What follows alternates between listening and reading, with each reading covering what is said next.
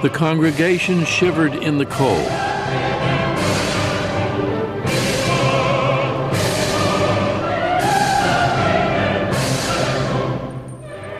Notre Dame echoed with the sounds of 400 musicians and singers.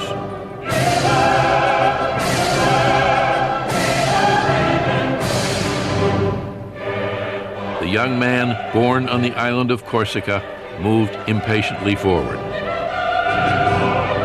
Napoleon Bonaparte, 35 years old, was about to be crowned Emperor of France. "I found the crown of France in the gutter," he said, "and I picked it up." It was December 2nd, 1804. Within 3 years, Napoleon's conquest would extend his empire across almost all of Europe, and he would rule over 70 million people. Not since the ancient Caesars had one man held so much power. Napoleon changed the world. Here is a man who rises not on the basis of his blood, not on the basis of his background, but on the basis of his ability. No one else has appeared like him, has dominated the world like he has. Qu'est-ce que Napoléon? What is Napoleon? C'est une main. It's a hand in a shirt. C'est un It's a strange hat. C'est bizarre. Si vous mettez ce If you show the chapeau- hat, si if you vous show the mettez hand in the la shirt, main d'origine, in Japan, the United States, or France, everybody will say Napoleon. Napoléon. He was above all ambitious. He loved power. He said, "I love power," like a musician loves his music.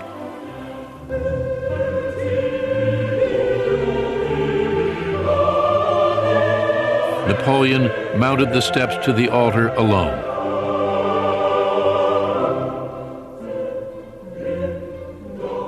Seizing the crown in his own hands, he held it aloft. Then brought it to rest on his own head.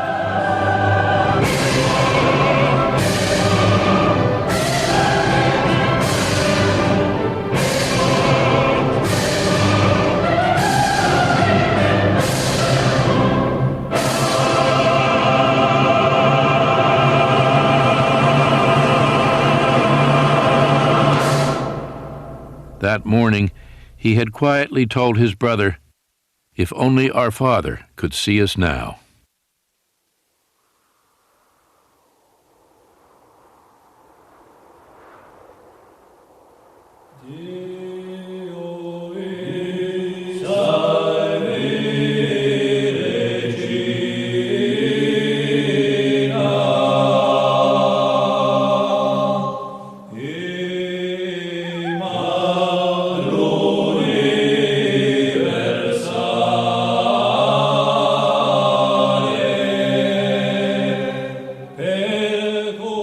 In the spring of 1769, Letizia and Carlo Bonaparte were crossing the mountains that straddled the interior of the island of Corsica.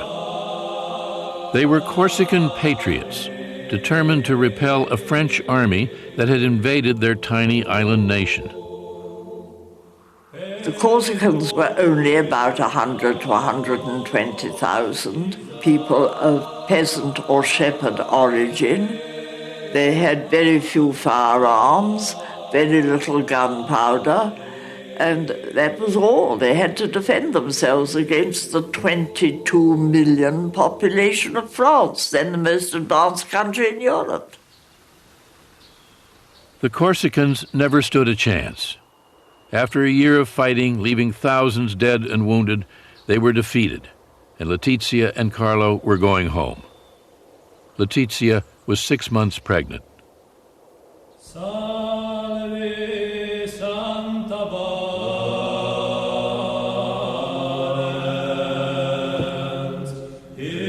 That summer, Letizia was celebrating the Feast of the Assumption when she felt her first labor pains.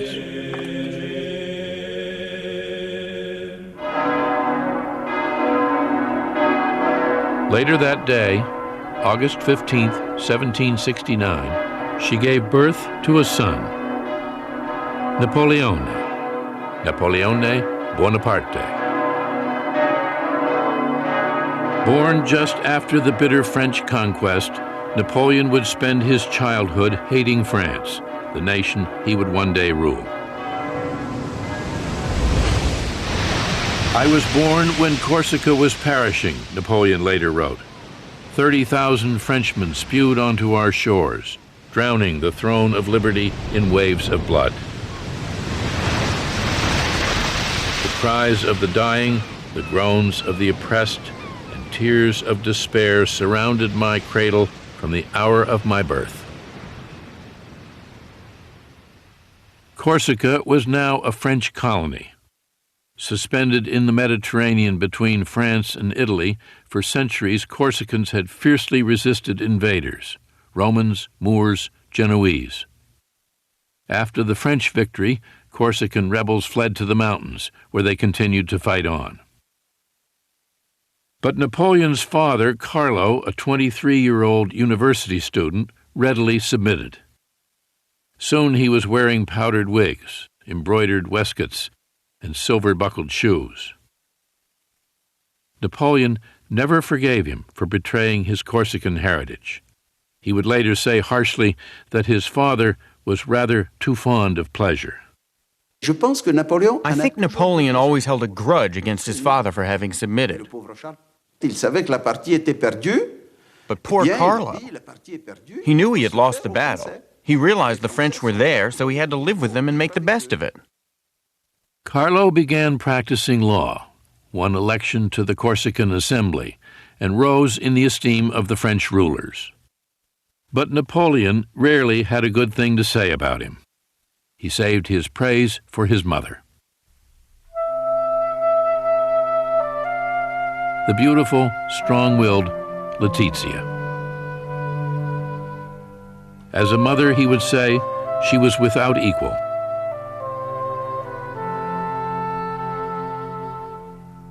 He was obsessed by her, fascinated by her, praised her enormously.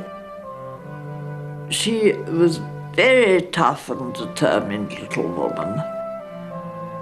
13 times pregnant, she had 8 surviving children.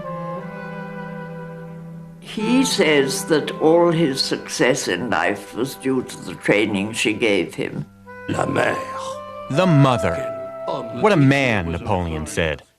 She has the head of a man on the body of a woman. Carlo and Letizia owned a house in the country as well as one in the city, a mark of their status. They were Corsican aristocrats, but they were not rich. With 8 children, they struggled just to get by on an island that had been impoverished for centuries. There was nothing, the ambitious couple believed, that Corsica could offer them or their children. Only one country could, the country that had vanquished their own, France.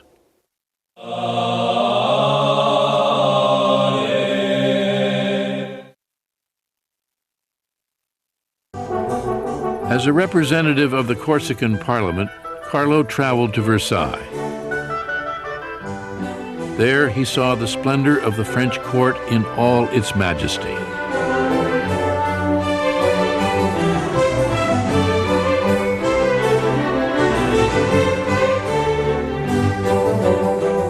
France was the envy of Europe. Great Britain, Austria, Prussia, Spain, none had more people or greater wealth. While America was just beginning its experiment with democracy, Versailles gave testimony to the power of kings. Carlo was an awestruck provincial. Rumblings of discontent with King Louis XVI and aristocratic privilege were no concern of his. That Queen Marie Antoinette and a frivolous court were draining France of precious resources did nothing to diminish Carlo's delight in everything he saw. He dreamed that one day his children would become noblemen in that glittering citadel of power in which he had no place. For years, Carlo had nourished a plan. In Versailles, he saw it come true.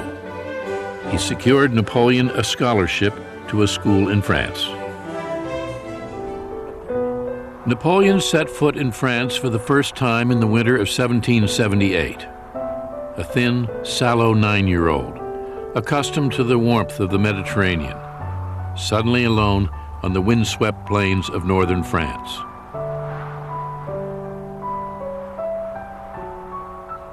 A scholarship boy at the Royal Military College at Brienne-le-Château. He could hardly speak French. For the next 5 years, there would be no holidays, no visits home. He had no love of France. He still thought of himself as a grudging subject of an alien king. Il se sent corse. Il est entouré. He thinks of himself as a Corsican. He is surrounded by students who are the children of French aristocrats, and they have nothing in common with this little foreigner. Donc, lui, qui est un être fier, And since he is quite proud, he becomes a loner. il va s'isoler, il va se mettre à part. Napoleon would one day turn his sympathies toward France, but not without years of resentment and struggle.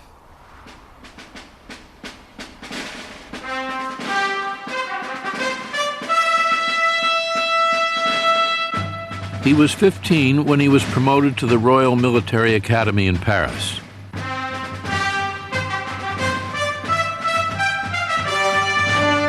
Along with the sons of some of France's greatest families, he would learn the splendors of French civilization.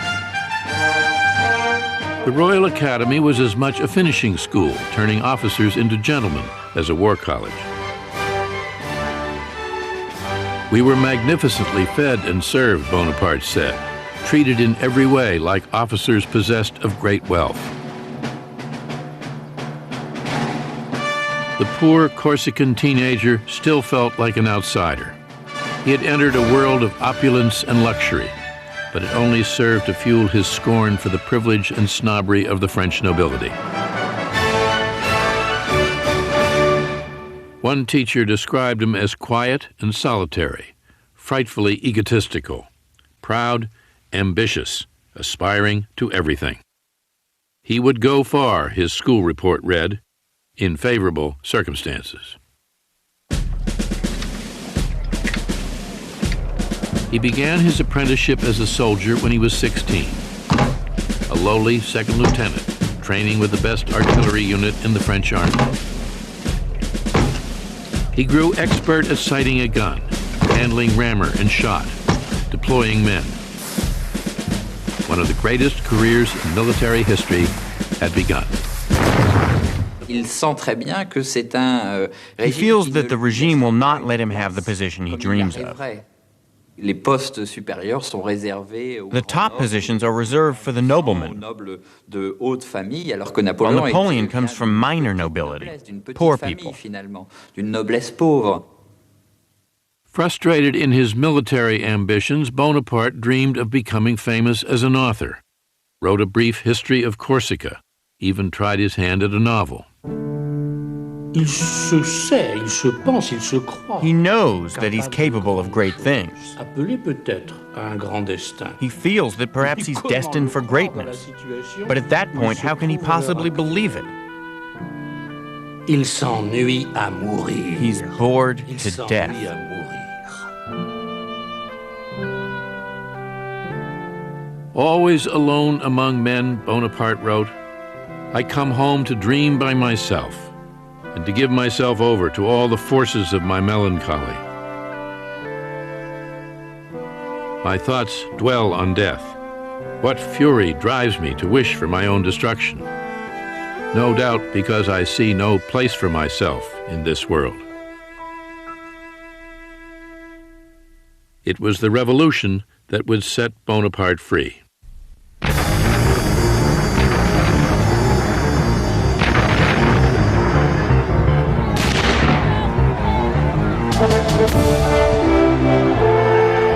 On July 14th, 1789, Paris erupted.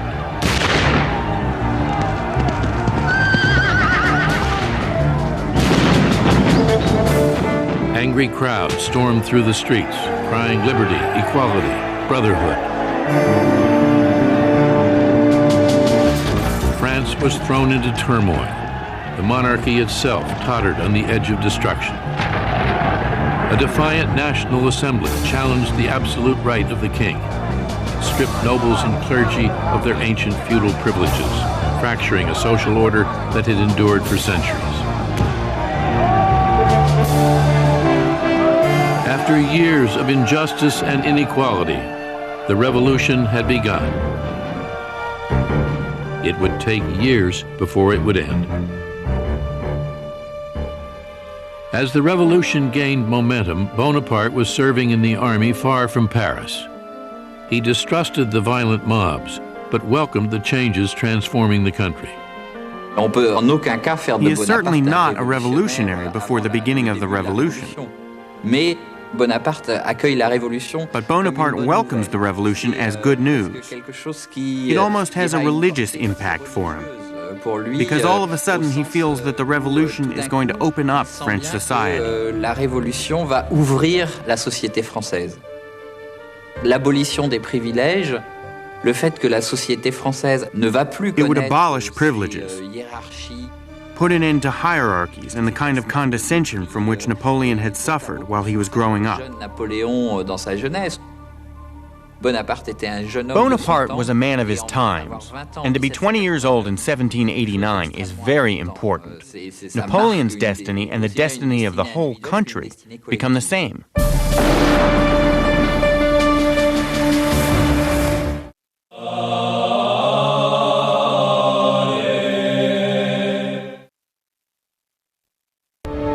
In the summer of 1792, Bonaparte was on leave in Paris and witnessed the last gasp of the French monarchy. In June, a mob stormed the Tuileries Palace and forced the king to wear the red revolutionary bonnet.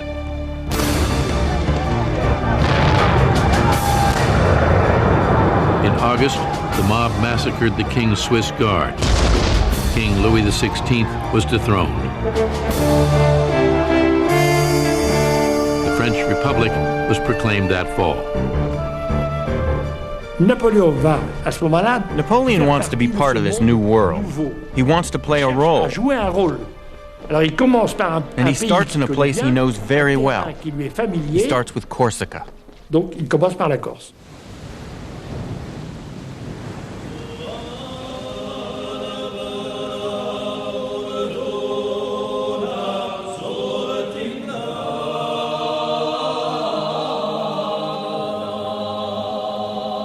Bonaparte was 23, an idealistic revolutionary, when he took leave of absence from the French army and returned to Corsica. The French Republic had made Corsica a part of France and given Corsicans all the rights and liberties of French citizens. Bonaparte, a lieutenant in the island's National Guard, threw himself into Corsican politics. Pasquale Paoli was the island's governor. Paoli had been Bonaparte's childhood hero, the leader of the Corsican War against France. Now Bonaparte dreamed of rising to power, standing by Paoli's side. But he would be bitterly disappointed. Paoli did not trust him. A ragazzone inesperto, Paoli called him. A big, inexperienced boy. The Corsican patriot thought Bonaparte too ambitious, too self-centered, too sympathetic to France. Bonaparte and Paoli are on totally different wavelengths. Paoli retains the idea that Corsica should be independent. By this time, Napoleon Bonaparte is perfectly comfortable with a Corsica that is part of revolutionary France. Bonaparte soon became the leader of a faction opposed to Paoli. Clan rivalry ran deep on the island, intensifying the political struggle between the two men. Paoli's partisans and Bonaparte's were soon at war. In the end, Paoli proved too strong. Bonaparte's home was sacked and he was forced to flee to the mountains. The Corsican Assembly declared Bonaparte and his entire family traitors and enemies of the fatherland, condemned to perpetual execration and infamy. Bonaparte no longer had the right to live in Corsica. He had been given a death sentence by his own people. His idealism shaken, Bonaparte wrote his brother, "Among so many conflicting ideas, the honest man is confused and distressed. Since one must take sides, one might as well choose the side which is victorious. Considering the alternative, it is better to eat than be eaten." The defeat in Corsica, the break with his hero Paoli, had toughened him, made him shrewd, and turned him toward France. From the time when there is this breakup with Paoli's Corsica, he is French. He wants to be French. He is French.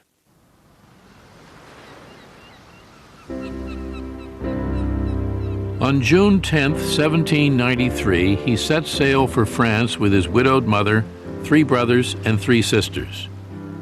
A refugee family, carrying with them all they owned in the world. 24 years old, he was banished from the land of his birth forever.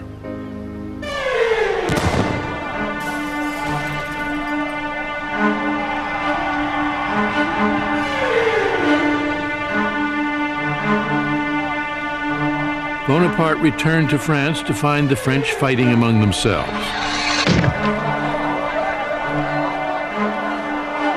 The king had been executed. The queen and thousands more followed him to the guillotine. There were cities in revolt, uprisings in the provinces. Maximilien Robespierre was in charge now. The austere, moralizing leader suspended the Constitution, vowing to save the Republic from its enemies at any cost. The revolution turned into the Terror.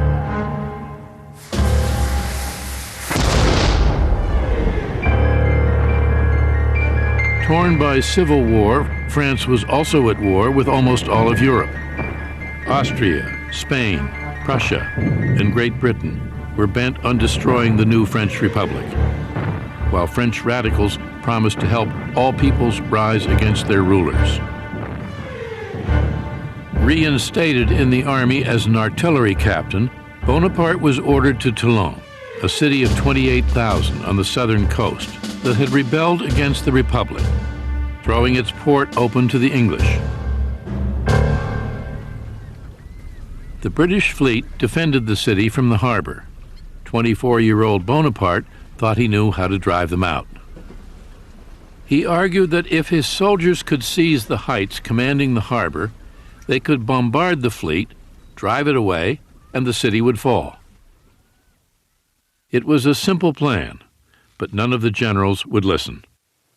The generals in Toulon were total incompetents, or a little worse.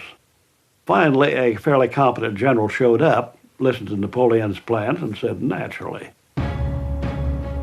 This would be Bonaparte's first great chance.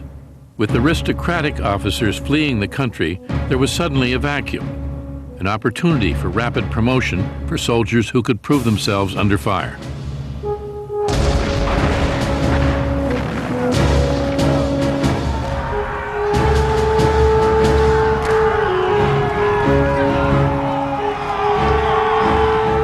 Bonaparte fought bravely, leading his men in the assault on the fort guarding the heights, suffering a wound in the thigh from an enemy bayonet. 10 ships went up in flames. The British fled. Toulon was recaptured and Bonaparte promoted. In just 3 months, he had risen from captain to brigadier general.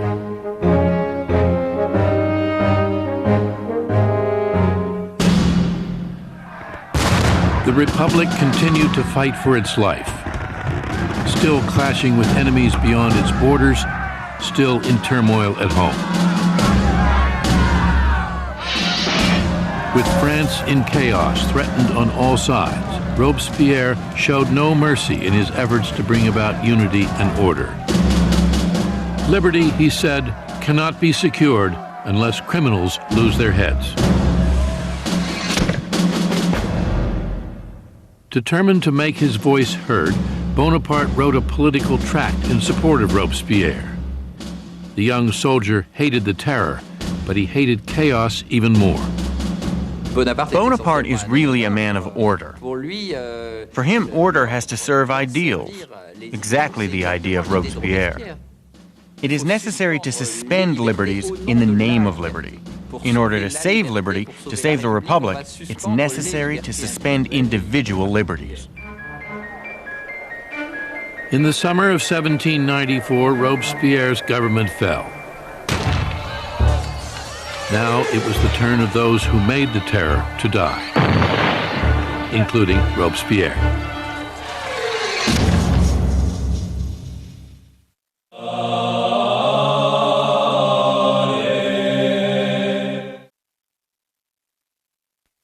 In the spring of 1795, Bonaparte headed for Paris. Now a brigadier general, he was determined to rise still higher.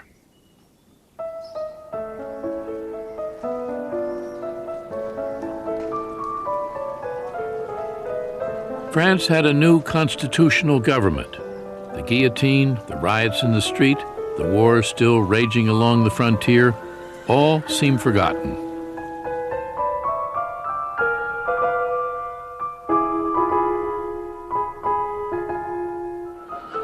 Bonaparte frequented the salons where the women who dominated Paris society held court.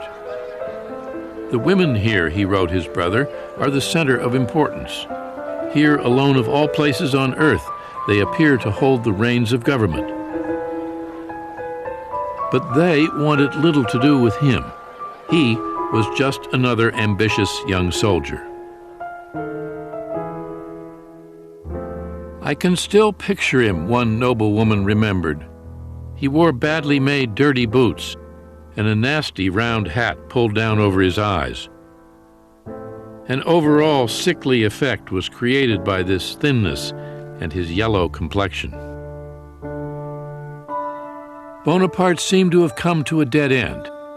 He was desperate for promotion, but no one paid any attention. If this continues, he wrote his brother, I shall end by not stepping aside when a carriage rushes past. Then political turmoil once again gave him his chance. On October 5th, 1795, crowds of Parisians stormed through the streets alongside National Guardsmen bent on restoring the monarchy. The rebellion threatened to topple the Republic. The government called on Bonaparte to repel the attack. There wasn't much other choice, actually, when this rebellion broke. There aren't any competent generals in Paris. Here's young Bonaparte. He's a man of conviction. Put him in. Napoleon was not one to pussyfoot around. He would use all his weapons. Nobody had really used cannon on the Paris mobs before.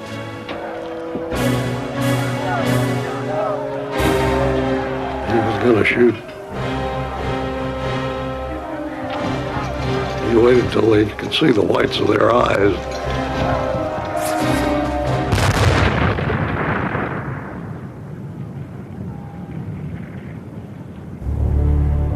The enemy attacked us, Bonaparte wrote his brother.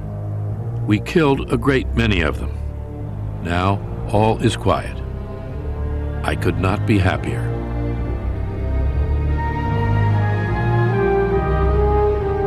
Three weeks later, he was made a full general, commander of the Army of the Interior. He was 26.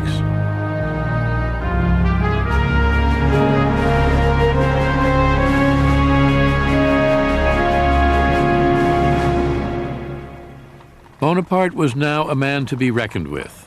He was driving through Paris in a fine carriage, wearing new clothes, drenching himself in eau de cologne. The unsophisticated general was no ladies' man, but he had fallen in love. Her name was Marie Joseph Rose de Beauharnais. Everyone called her Rose. Bonaparte called her Josephine. She was a Creole aristocrat from the French colony of Martinique, a 32-year-old widow with 2 small children, deep in debt, trying to make her way in Paris alone. Languid, with a nonchalant shading into indolence, she was known as a woman of refinement, charm, and grace. It was said that she even went to bed gracefully. Bonaparte was dazzled by her. "I was naturally timid among women," he said. Madame de Beauharnais was the first woman who gave me any degree of confidence. Josephine was what might be called a slightly false woman. She'd been married young, her husband had died in the guillotine. She'd had an affair with somebody that helped her out, and it was well known she had affairs with men in high French society. No one stood higher than Paul Barras, the most powerful figure in the new government. Josephine was his mistress, a woman of influence in the most fashionable salons in Paris. Bonaparte saw her in a world of power. She was at the center of society. She had all these connections. She was very much someone who could be useful to him. And then I think he just fell madly in love with her. Josephine lived in a little cottage set in a pleasant garden. Some said it was Barras who paid the rent. But Barras was growing tired of her. Now Bonaparte visited her there. Josephine seemed amused by her new lover. Although she knew how to please him, she did not return his passion. When Bonaparte proposed marriage, she hesitated. She wasn't attracted to him at all. In fact, she told a friend later that for a long time, she had to overcome a feeling of repugnance. He was so serious and he had no sense of humor. He was skinny. His hair was kind of hanging and he was unkempt. Mais elle sait que la beauté passe. But she knows her beauty is vanishing. Already her teeth are bad, she's getting wrinkles. Napoleon doesn't see it, but others see it, and she sees it. Her looks fading and her debts mounting, she needed a protector. On March 9th, 1796, Napoleon Bonaparte and Josephine de Beauharnais were married. A gold enameled medallion was the general's wedding gift to his bride. On it were inscribed the words, "To Destiny."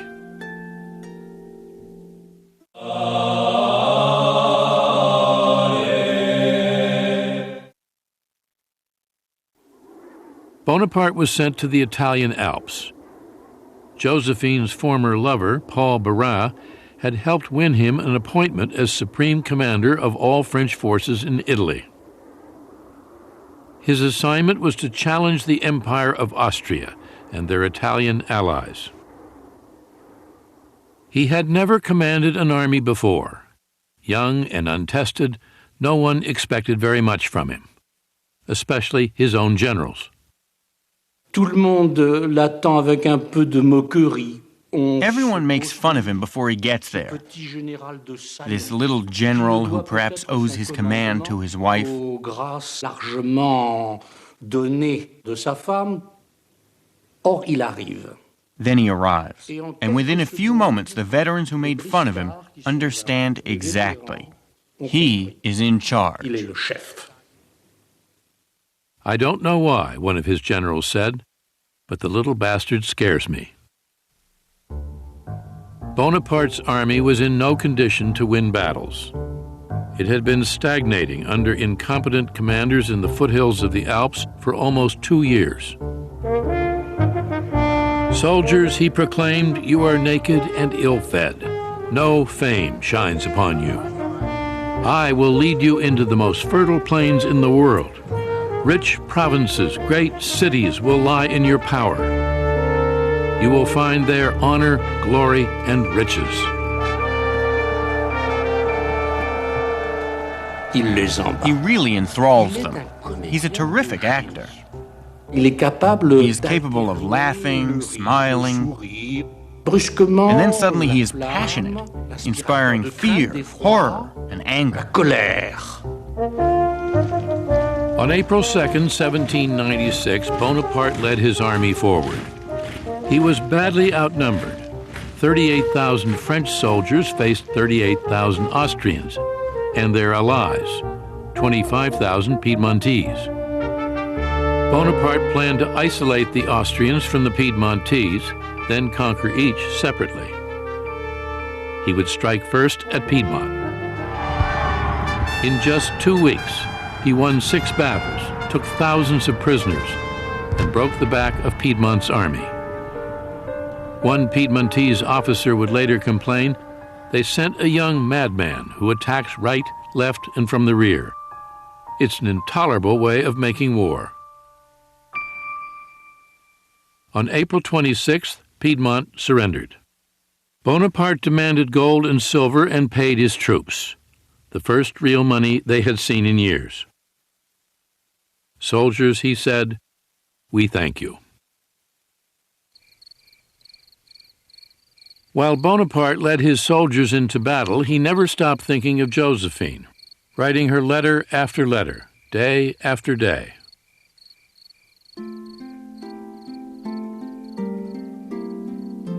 "Not a day goes by without my loving you," he wrote her. "Not a night without holding you in my arms. I curse the glory and ambition which keeps me from the soul of my life. Whenever I am troubled as to how things will turn out, I put my hand to my heart where throbs your likeness. I have but to look at it, and my love is perfect happiness." Josephine would sometimes read his letters aloud to friends. Bonaparte, she told them, is so amusing. With Piedmont defeated, Bonaparte was now pursuing the Austrians, who retreated to the east, bewildered by the 26-year-old general and his new way of making war. In the 18th century, there were nobles commanding on both sides, and they had a certain code. The armies would maneuver, and very often, if one had the other in check, that would be the end of it. There would be no fight. Napoleon was, in a way, the first modern general. He did not accommodate those old codgers on the other side at all. Il attaque tous les jours. He attacks every day. He attacks when it snows, he attacks at night, he attacks when it's cold. It's not the way the game is played. Il cherche l'ennemi. He looks for the enemy, fights it, and when they assume that he's going to stop, he continues. The next day, he fights again. It surprises them. Et il surprend.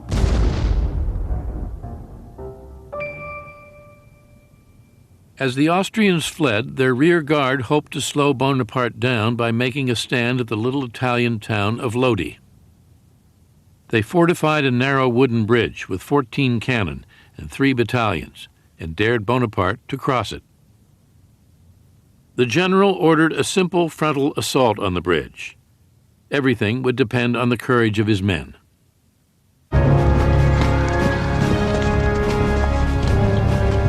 He had earned their admiration with his rapid string of victories. Now he would find out if he also had their faith. How do you incite men to do something like that? It's charisma. I mean, he got tremendous presence. Napoleon was a master at motivating his soldiers.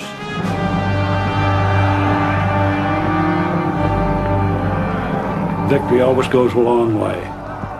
The more they win, the harder they get to stop. His troops were pretty well hepped up. They'd been chasing Austrians now for weeks, and they went forward.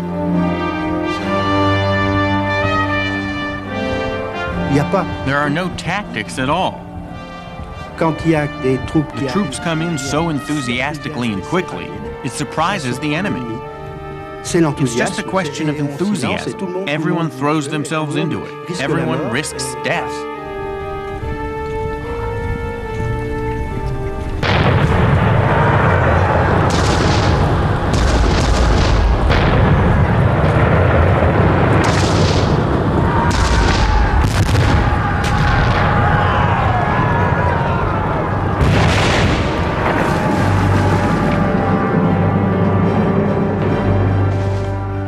With his men facing withering enemy fire, Bonaparte was in the thick of it. He was actually up there laying in the cannon, which was a corporal's job. But he was always up there with them. This is a man with absolute courage. He's wherever he's needed. If he's needed up at the very front to encourage people, he's there. He takes physical risks. Even if cannonballs fall close to him, and this happened on several occasions, he's not afraid. The French made it halfway across the bridge and fell back under a vicious hail of fire. Then one last charge, and they were across.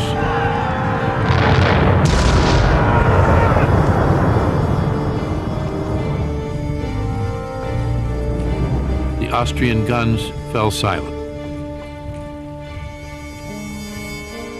Here they thought they were safe behind the river, holding the bridge. And all at once the French come across the bridge and beat the living Jesus out of them. It's a real spectacular job. It wasn't a big battle. The casualties were not particularly heavy, but he had imposed his will on his own men and the enemy, both. It was not a great victory. The Austrian army had in fact escaped. But Bonaparte had won the respect and devotion of his men. He came out all sweaty and grimy and covered with gun smoke. The troops liked that. They began calling him the Little Corporal right there.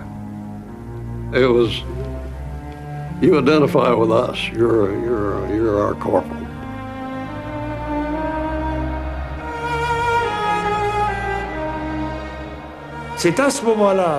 This is the moment when he becomes convinced that he has a lucky star, and that destiny has chosen him to accomplish great things. They haven't seen anything yet, Bonaparte told one of his generals. In our time, no one has the slightest conception of what is great. It is up to me to give them an example. There was a spark.